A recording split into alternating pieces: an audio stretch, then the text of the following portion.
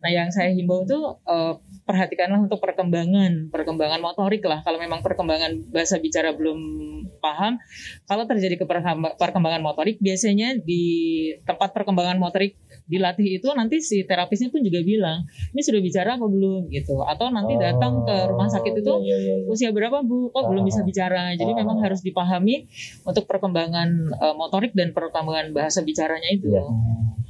Walaupun pasrah, sering konsultasi perkembangan di rumah. Oh, ini sudah bisa begini. Jadi ini kemarin kok bisa ngomong ini. Jadi ya kita bilangkan. Jadi perkembangannya di rumah kan kalau pas terapi kan cuma ketemu sebentar. Nah, selama di rumah, misalnya hari ini kemarin diajarin apa, di rumah ya kita ikutin. Hari ini harus belajar ini. Jadi kita ngikutin. Oh, ini sudah bisa ngomong ini. Ini untuk perkembangan motoriknya sudah bisa jalan, tapi kok begini.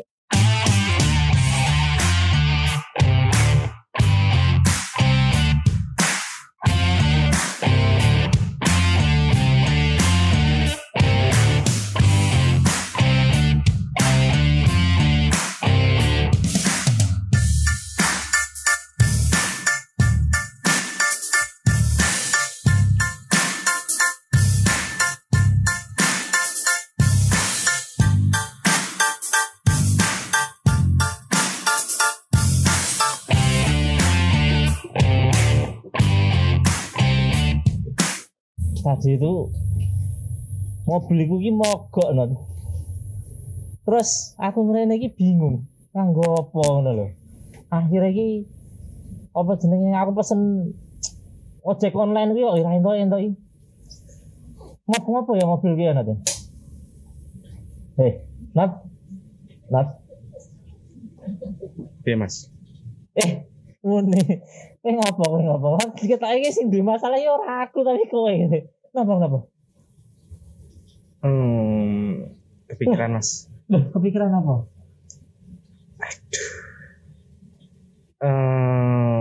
Cek to, kowe omonganmu kowe tok ora los ngono lho. Apa kowe kira-kira ki butuh tak temuke sama ahlinya terapi bicara rumah sakit Dr. Muadi apa piye? Perlu Mas. Kowe lagi ada kesulitan berbicara. Yes. Oh iya. Kok cocok banget karo topik kita hari ini. Wah, gimana ini? Terapi bicara lebih dari sekedar solusi terhadap keterlambatan bicara. Wah, ini cocok banget karo kowe tadi. Sulit bicara, mengungkapkan suatu kata-kata. Sepemikiran dan.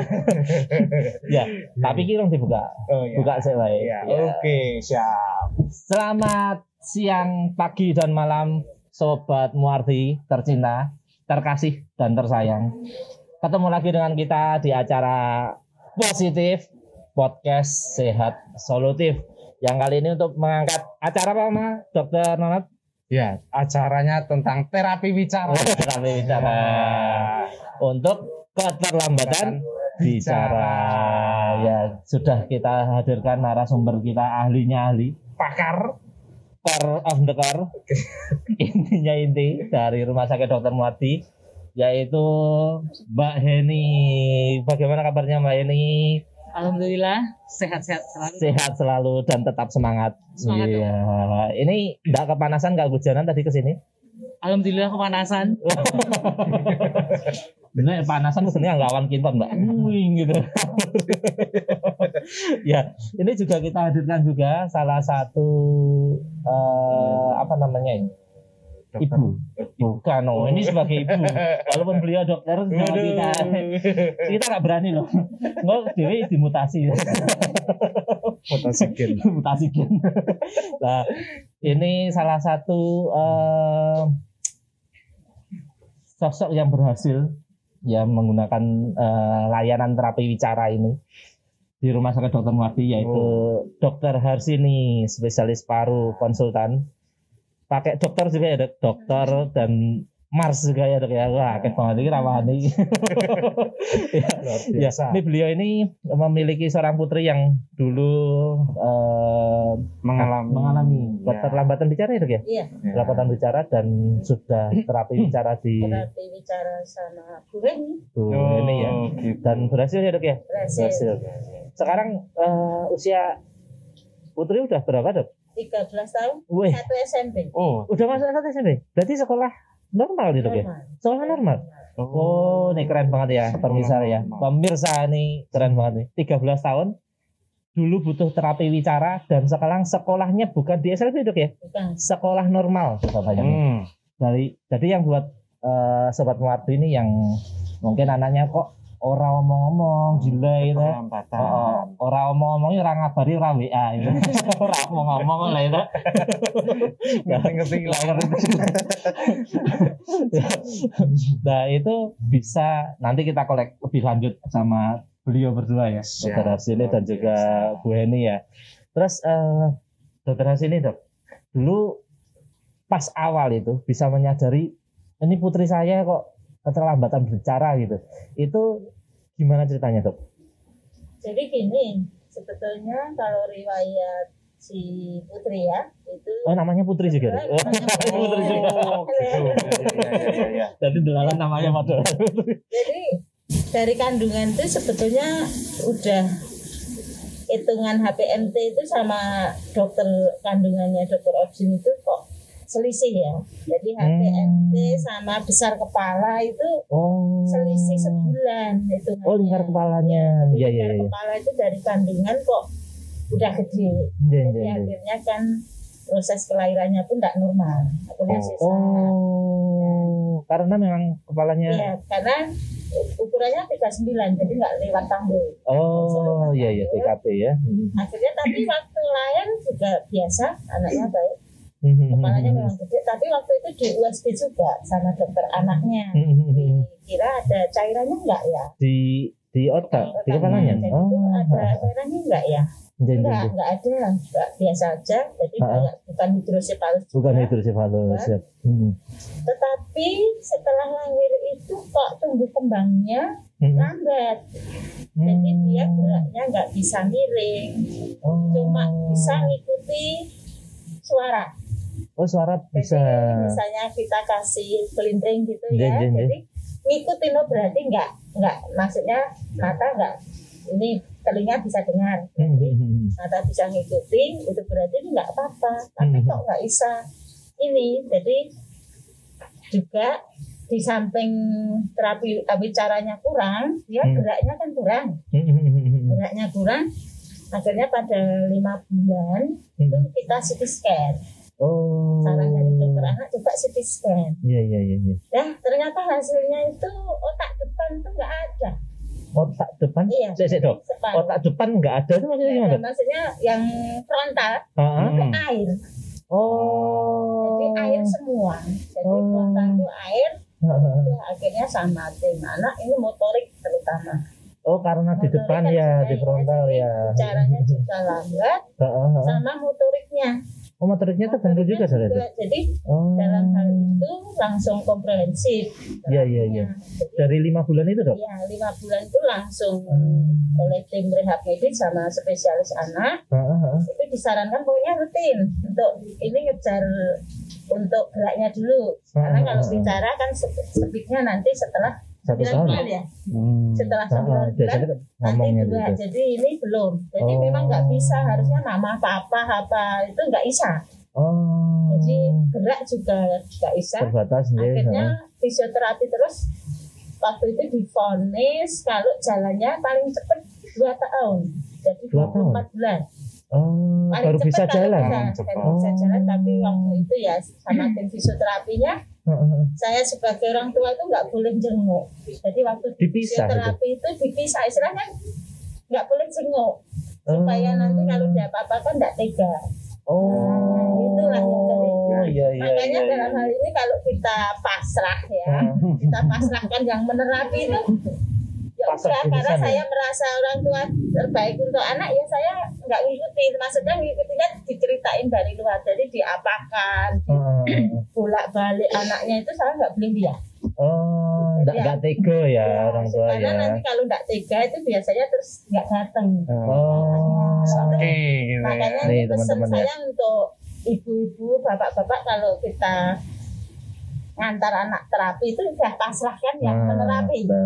Itu pasrah bongkoan ya tadi ya. Saya pun sebagai dokter pasrah pokoknya. Padahal beliau dokter loh ya. Padahal beliau dokter aja pasrah sama Mbak ini ya. Saya juga pasrah Mbak, dia apa-apain. Ya Raya. Ya itu sambil setelah 9 bulan terapi bicara, waktu itu juga susah ya Mbak ya. Iya. Jadi si Putri itu nggak bisa ngomong apa-apa ya. Jadi di 9 bulan itu. Iya. Bahkan kata-kata juga Belum. belum. bisa. Oh. Iya. Jadi masih jalan, masih keliling-keliling. Jalan udah bisa di 9 bulan.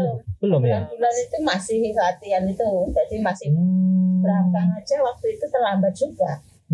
Istilahnya merangkaknya terlambat, semua terlambat ngomongnya. Nah, memang rutinnya itu ya alhamdulillah kok 16 bulan itu berdiri si anak itu bisa berdiri. Jadi lebih cepat dari Iya, jadi perkiraannya. lebih cepat 8 bulan. Iya. 2 tahun. Iya. Tapi memang disupportnya obat dari dokter spesialis anak. Jadi saya itu enggak ya pasrah aja obatnya apa tak beliin minum tiap hari. Itu cuma 4 resep. Jadi 4 kali. DHA, tirasetam, B6, sama apa itu minyak ikan itu, omega 3. Omega 3. Ya udah, itu tiap hari itu aja. Ya udah ngikut, pokoknya ngikut. Nah, 16 bulan itu bisa berdiri. Tapi kalau berjalan itu jatuh. Jadi keseimbangannya, masih jadi waktu belum itu ya udah kalau di rumah beliin matras saja biar jatuhnya nggak sakit. Peran orang tua di rumah gitu ya. Itu makanya. Nah, jadi dalam hal ini memang intinya saya ya pasrah aja. Jadi terapi bicara, jadi seminggu 3 kali waktu itu datang. Jadi terapi motorik beratnya. Terus siangnya ke langsung ya. Jadi pagi motorik, siangnya langsung. Itu mulai dari 5 bulan berarti ya? Enggak, 5 bulan sampai 9 bulan itu motorik aja. Setelah 9 bulan baru sama ya. Setelah 9 bulan baru bicara. Nah, ya. Kalau Mbak ini kasus-kasus yang kayak Dek Putri ini banyak nggak sih Mbak ini? Yang maksudnya yang memang kayak gini loh, maksudnya ada keterlambatan di gerak, kemudian keterlambatan di bicara, yang memang karena memang ini prosesnya otak ya. Memang kita kan kalau orang tua itu melihat anaknya ada cairannya di otak, apalagi cairan di otak gitu kan udah mikir waduh hopeless banget gitu kan. Ada saya sopopo gitu kan. Ternyata bisa Dek Putri ini bisa sampai kelas 1 SMP dan itu SMP normal. Nah, ini kan menarik banget gitu loh. Nah, ini kasus yang kayak gini tuh sebenarnya banyak nggak sih Mbak? Ini? Iya. Kalau di Muardi sendiri di rehabilitasi medik itu memang banyak dok, banyak kasus-kasus yang seperti Dek Putri yang datang ke kami. Tapi ada juga yang lebih parah dibanding Dek Putri itu juga lebih banyak.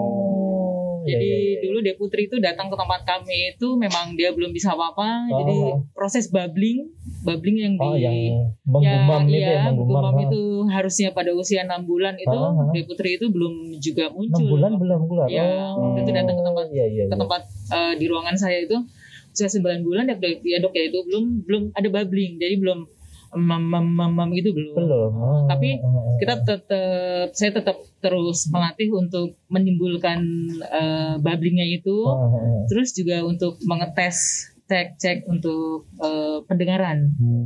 Karena dulu putri beliau itu datang ke tempat saya juga kaget. Saya pikir itu dulu hidrosefalis ya dok, karena memang kepalanya memang lebih besar.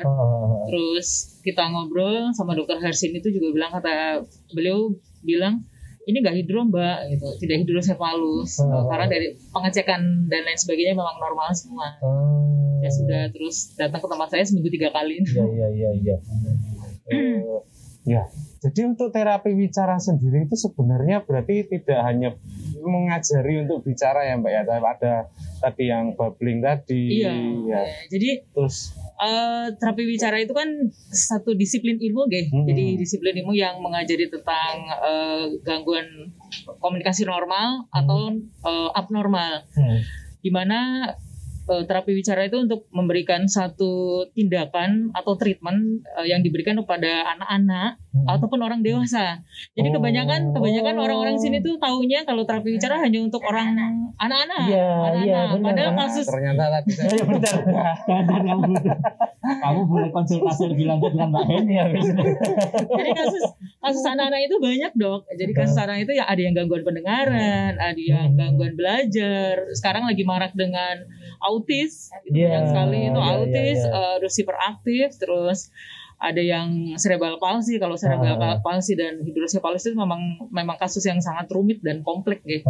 Jadi untuk kami. Jadi terapi bicara itu juga penanganannya di gangguan bahasa, gangguan bicara, gangguan menelan, gangguan suara, gangguan irama kelancaran, jadi kayak gagap, kayak bicara cepat, cluttering itu masuk di ranah kami. Iya. Yang pelo kemarin kasus-kasus yang sudah remaja itu pelo itu banyak masuk ke klinik kami di ruang terapi bicara itu.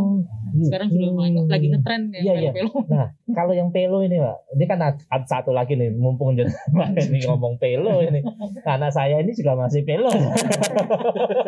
sama R. Ya, itu. Si Putri itu sampai sekarang nggak bisa R ya? Oh iya. R nggak bisa.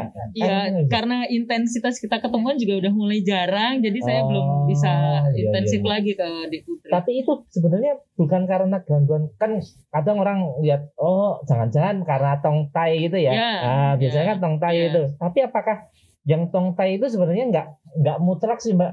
Nggak mutlak menyebabkan pelo, ataukah memang kalau pelo yang karena tongtainya harus benerin dulu ya. Yang kita mikir kan ini bayi ada tongtainya, nanti kita harus potong dulu baru dia bisa ngomong R gitu ya.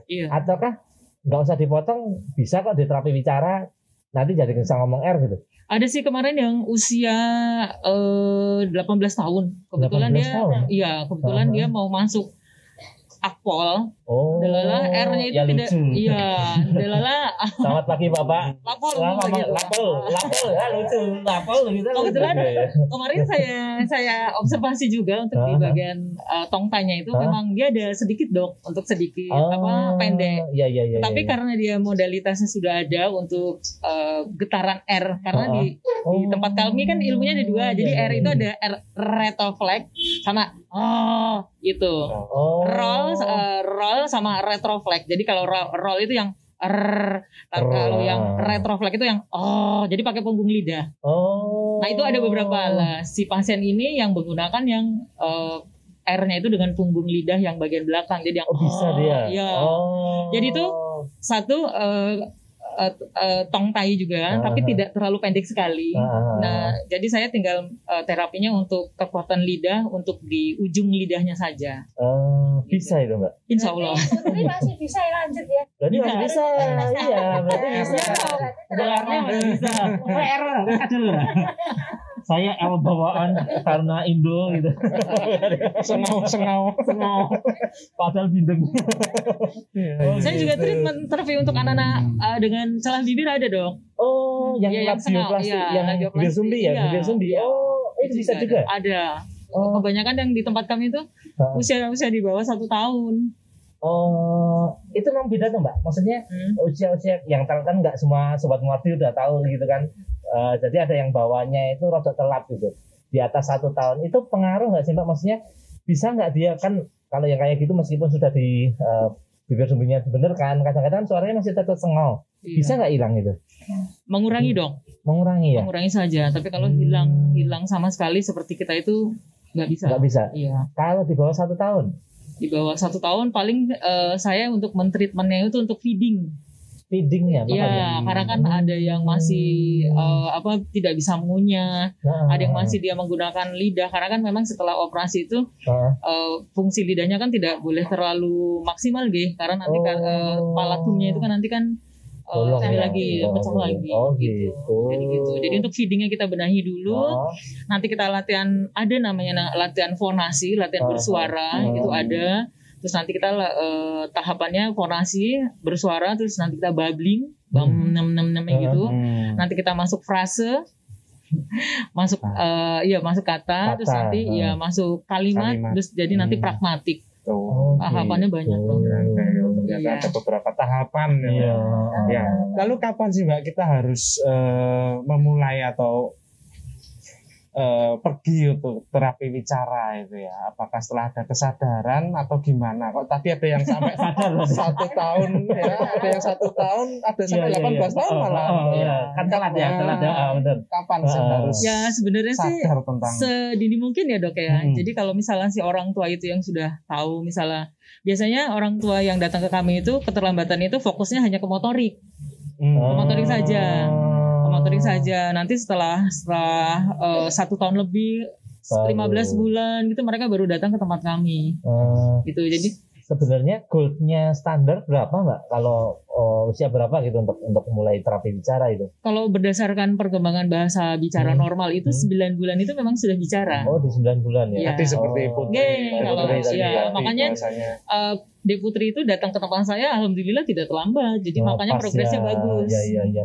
Memang kelihatan banget ya kalau yang datangnya pas gitu ya. Iya. Oh iya. Ini buat dokter Harsini dok. Ini kan perjalanan panjang ya dok. Maksudnya ketika untuk terapi baik itu fisioterapinya maupun terapi bicaranya ini kan bukan perjalanan yang cuma 1 bulan 2 bulan selesai. Ini kan panjang.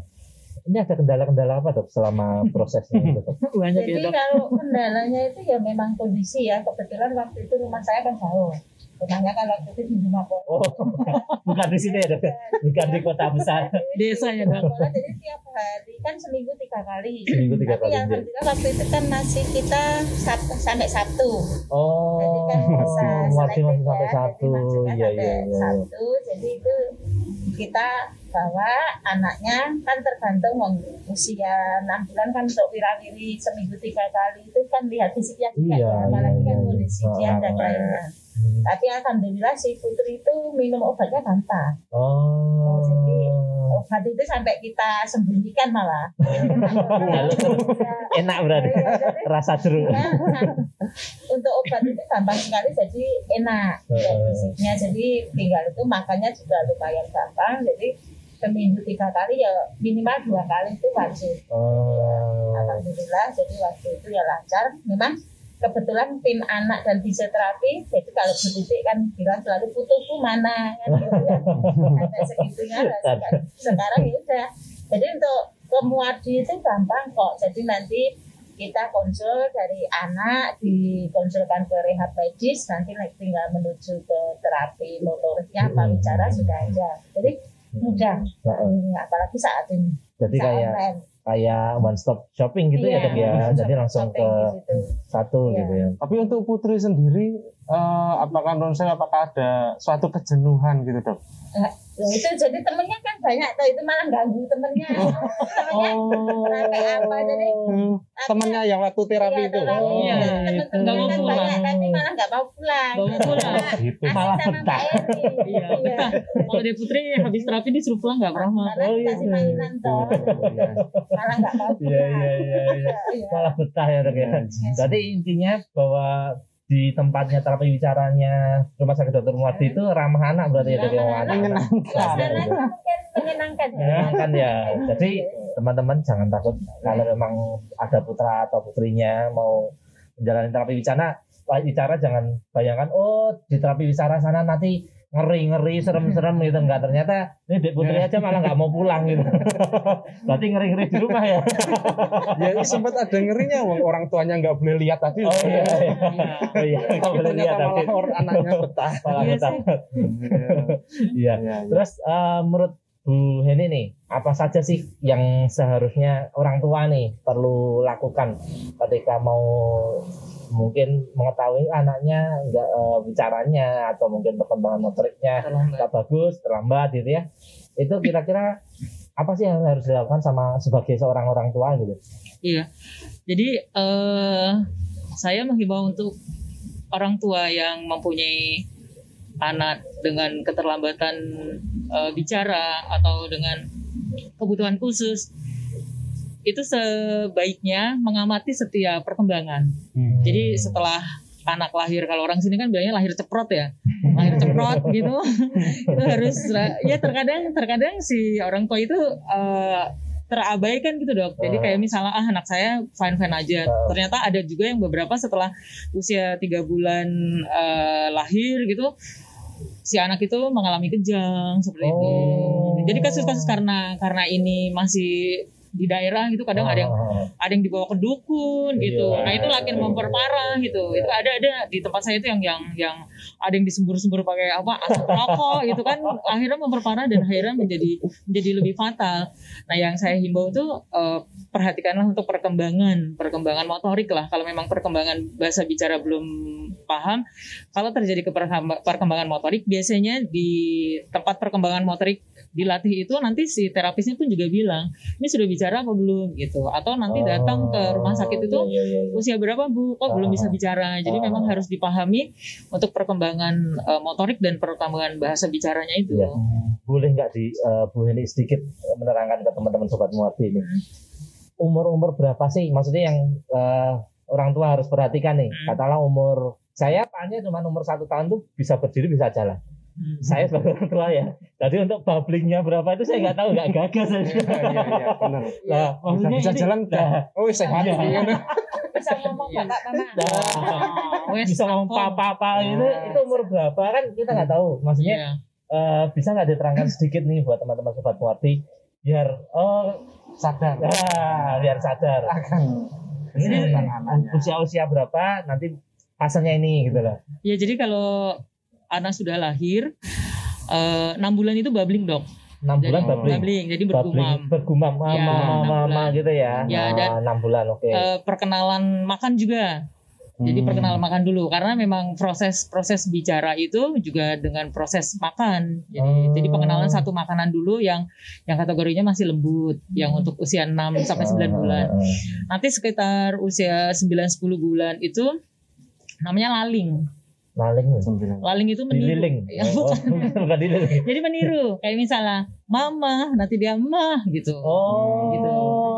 Gitu. Nah, jadi nanti kalau misalnya si anak itu kita ajarkan berhadapan face to face gitu dok. Nanti kalau biasanya kita ajarkan yang mudah dulu.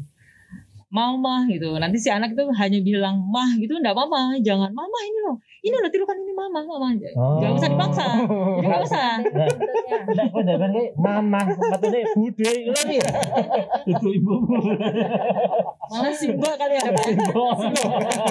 Loh kok iya. Jadi gitu ya. Jadi itu fasenya di 9 bulan ya Mbak ya? Iya. Terus nanti masuk laling, terus nanti usia 18 bulan itu masuk ke true speech. Ngomong yang tenanan itu di 18 bulan. Jadi kalau 1 tahun belum bisa ngomong, maksudnya belum bisa berobrol itu memang udah biasa. Jadi di usia 10 bulan sampai 1 tahun itu vocabulary-nya itu minimal itu 100 dok.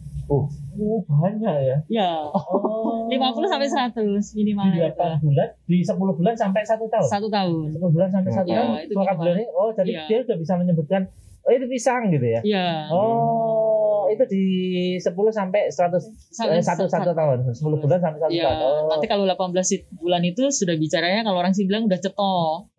Udah jelas dan itu penambahan vocabnya itu lebih banyak lagi. Ya, itu 1,5 tahun berarti ya, 18 bulan ya, 1,5 tahun. Nanti kalau sudah 2 tahun itu dia minimal satu kalimat terdiri dari 3 sampai 4 kata. Aku mau makan gitu ya. Aku mau makan itu di 2 tahun. Iya. Misalnya Ma minta susu. Ma minta susu gitu.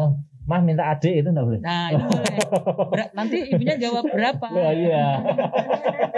Iki kok lagi. Bahaya.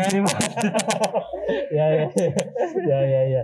Jadi kalau di yang teman-teman Sobat Muarti ya, di 9 bulan benar-benar lalingnya itu ya. Laling ya, namanya laling ya Mbak Heni ya.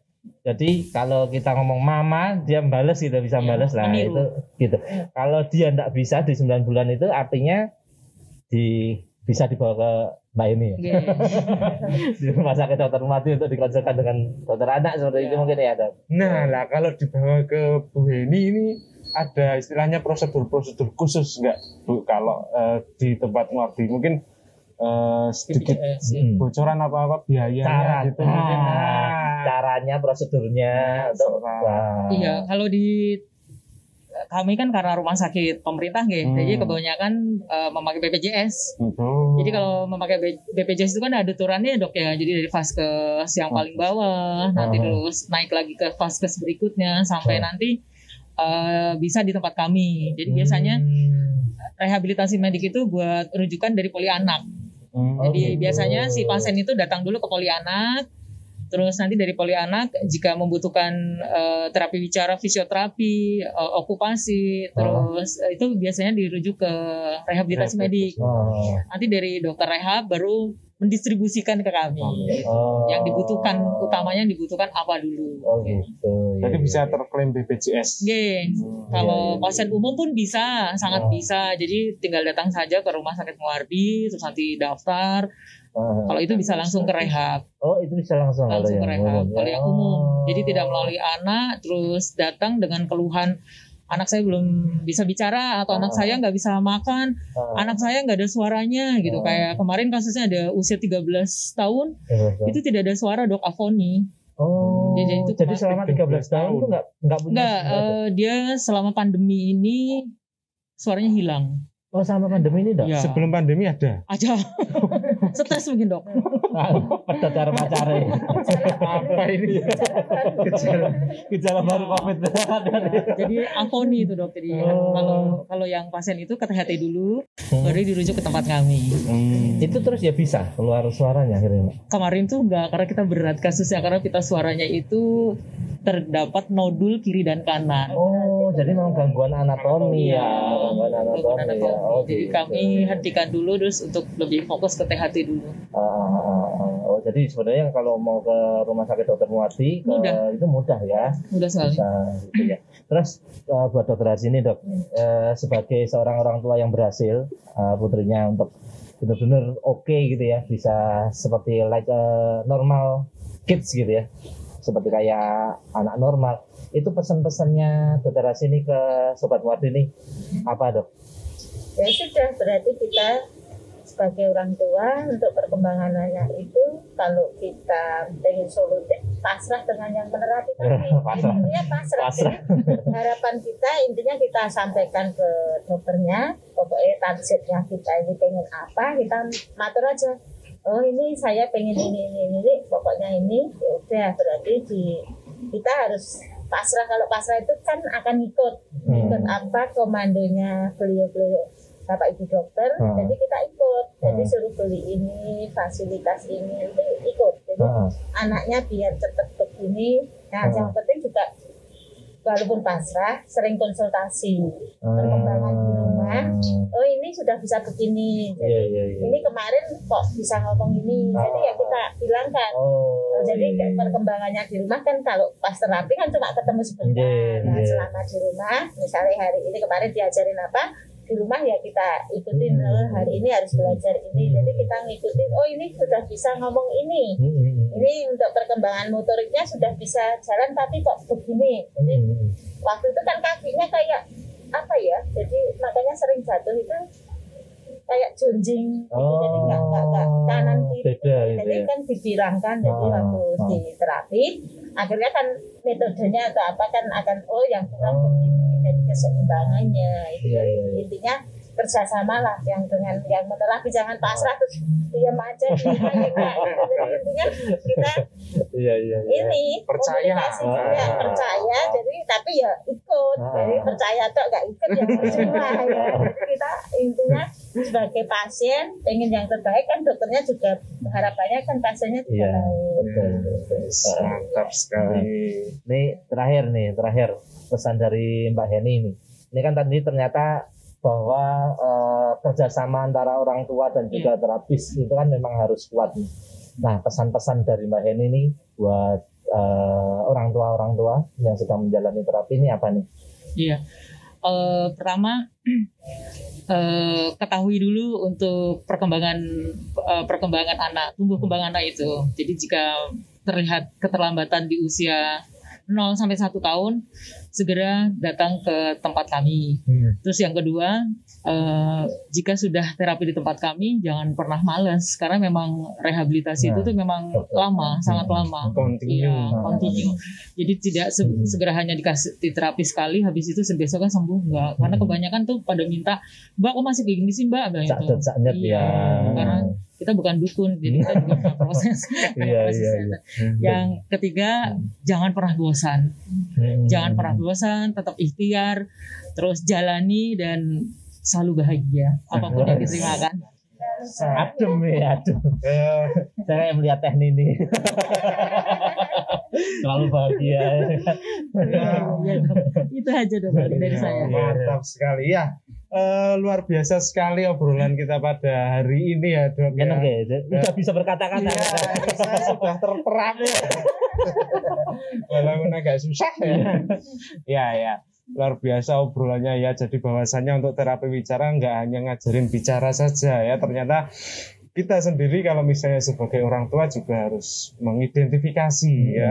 Karena kita sebagai orang tua kan yang paling tahu tentang anaknya. Dan setelah itu ya, jangan lupa kita percayakan pada pasrah tadi ya, sama penerapi dan jangan lupa juga bekerja sama, jangan cuma pasrah atau senang. Bijaksana banget itu. Ya, itu kita cukupkan ya untuk diskusi kita pada hari ini. Ngobrol santai kita ya. Ngobrol santai yang sangat-sangat luar biasa ya. Ada di rekamannya ya, jadi ada di YouTube dan di Spotify tentunya ya, bisa disimak di situ sambil makan, bisa dengerin ya kan. Obrolan hangat dan ringan sebenarnya. Tapi bermanfaat. Jangan lupa pasti itu. Pasti positif. Positif podcast sehat solutif ya. Ya, sampai bertemu lagi di lain kesempatan tentunya dengan topik-topik yang menarik. Kurang lebihnya kami mohon maaf. Wassalamualaikum warahmatullahi wabarakatuh. Waalaikumsalam warahmatullahi wabarakatuh. Matur suwun Dr. Rasini, Mbah ini.